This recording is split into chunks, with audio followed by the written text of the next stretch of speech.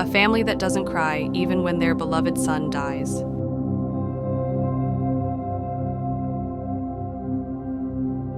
This story depicts a slightly eerie event surrounding a seemingly ordinary peasant family that took place in the ancient kingdom of Varanasi.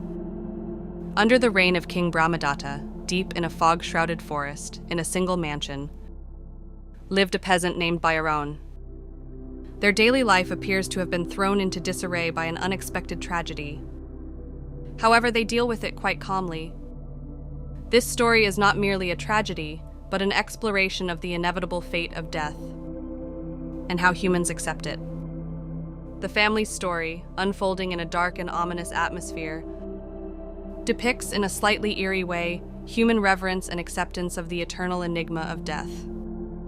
Through this story, viewers will witness a family facing the inevitable reality of death with an astonishingly unperturbed attitude.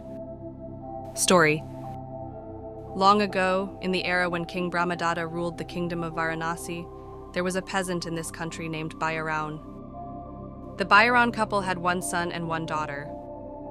Eventually, their son came of age and took a wife, so they became a family of 5. And including a maid, the family of 6 lived happily. Bhairaon constantly admonished his family members as follows. Donate your wealth. Always observe the 5 precepts, and sometimes the 8 precepts as well. Always keep death in mind, and never forget that you too will certainly die someday. Death is unavoidable. Life has a limit, but death does not. Moreover, the world is impermanent, but death is unchanging. Death is an inescapable fate. However, death is not fearsome. One day, Bhairaon went to the field together with his son. When the son gathered branches and roots that were obstructing the cultivation and started to burn them, smoke entered the eyes of a cobra in a nearby hole. This caused the cobra to become enraged, and it sprang out of the hole and bit the son. The son succumbed to the poison, and by the time his father rushed over, he had already breathed his last. However, Bhairaon did not cry, and gently laying his son's body in the shade of a tree, he murmured a single phrase. All things crumble away, man too is mortal. At that time, a neighboring peasant happened to be passing by, so Bhairaon entrusted him with a message. There is no need to bring lunch for 2 as usual today. Could you tell my family to bring just 1 portion and to come all together? And please add that they should bring flowers and incense. Bhairaon's wife, upon hearing that message, realized that her son had died. However, she too did not cry, just like her husband. And she conveyed this to the entire family. The family also did not cry. And carrying 1 portion of lunch, flowers, and incense, the entire family set out for the field. Bhairaon finished the lunch his wife had brought.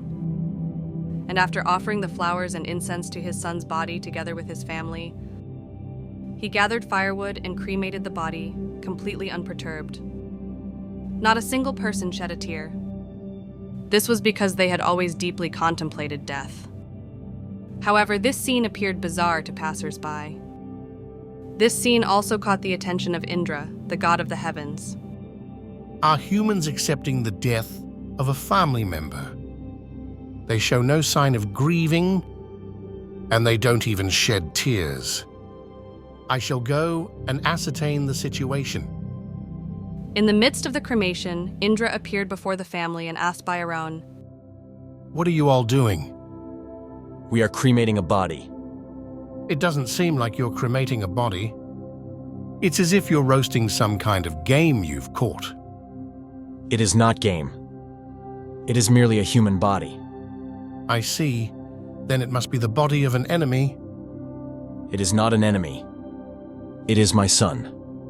Which means it was a son you hated, right?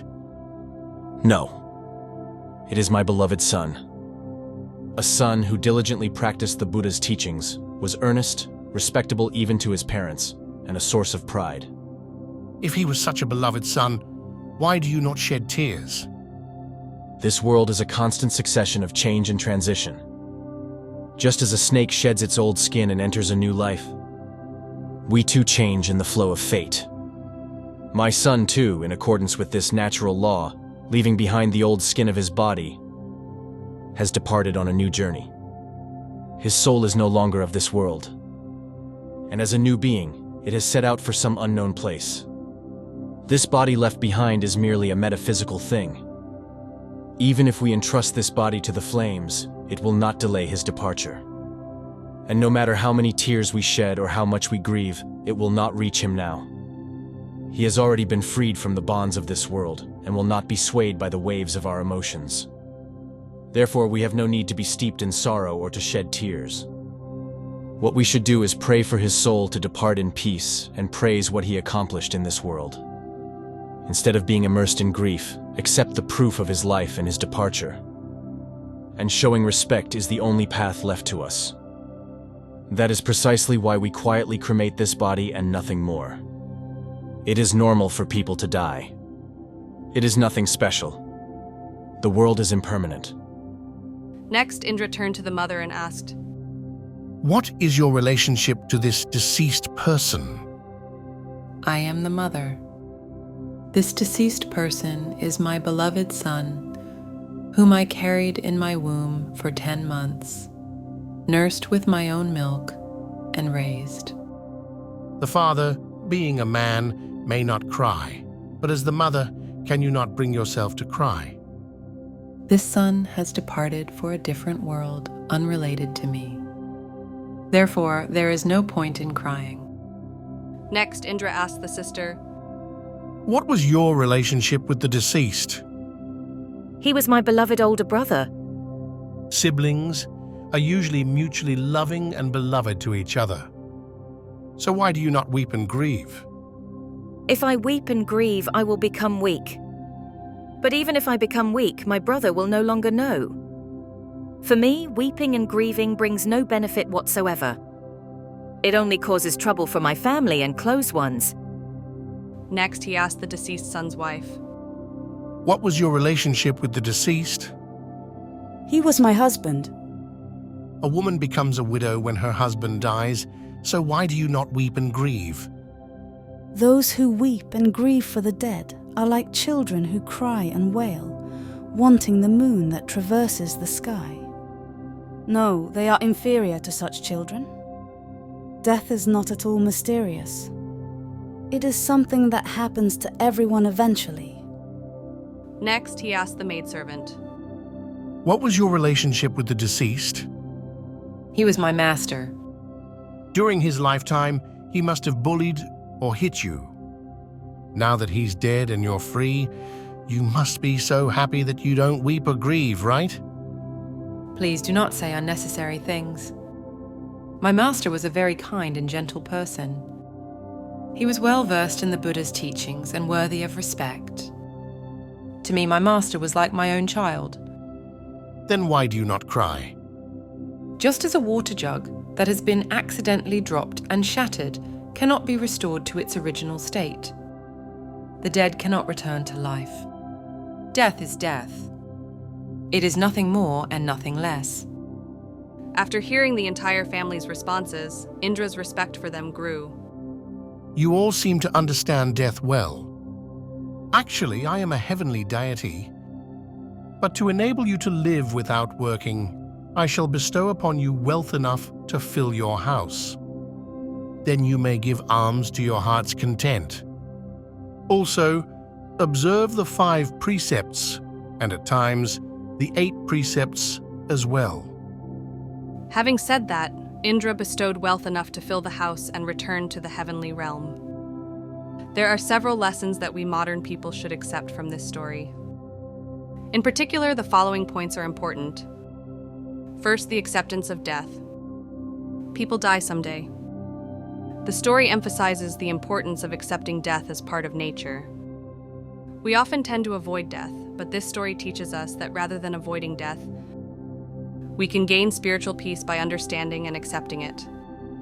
Second, the control of emotions and inner strength. Bhairon's family maintained their composure even in the face of profound grief. This demonstrates the importance of not being swayed by emotions and having inner strength. For modern people, it is extremely valuable to control emotions and have the strength to remain unperturbed in difficult situations. Third, the courage to face reality. This story encourages having the courage to face reality, especially unavoidable reality. When faced with difficulties or inevitable situations, accepting them and dealing with them appropriately is essential for spiritual growth. Fourth, the acceptance of the view of impermanence. The Buddhist view of impermanence is the idea that all things are constantly changing. This story teaches the importance of accepting that material things and emotional states also do not last forever. Fifth, the impact on others. The family avoided having their grief cause trouble for others. This suggests the importance of being aware that our actions and emotions affect those around us and acting responsibly. This story provides deep insights into death and impermanence, universal aspects of human experience, and makes us modern people think about how we accept and understand these realities. On the other hand, this story does not seem to clearly present any specific lessons or ideas that should be rejected from a modern perspective. But since the interpretation and reception of the story may vary depending on individual values and cultural backgrounds, some viewers may have different views on the following points. First, regarding the suppression of emotional expression. The story emphasizes the family suppressing their emotions and not shedding tears. From a modern perspective, expressing emotions is also an important part of a healthy mental state, and suppressing feelings of sadness is not necessarily considered optimal. Second, regarding the unrealistic acceptance of death. The characters in the story accept death very calmly and rationally, but this often differs from actual human experience. The strong emotional movements and sadness when facing death are natural human responses, and denying them can be seen as unrealistic. Moreover, there is a modern value that it is natural to grieve the death of a family member. Third, the denial of individual emotions. The story may seem to tend to deny individual emotions and personal grief. In modern society, respecting individual emotions and personal experiences is emphasized. The story presents old lessons with a specific cultural and religious background, but applying them directly in a modern context may be difficult. Therefore, when applying the story's lessons to a modern context, it is important to consider modern values and social norms.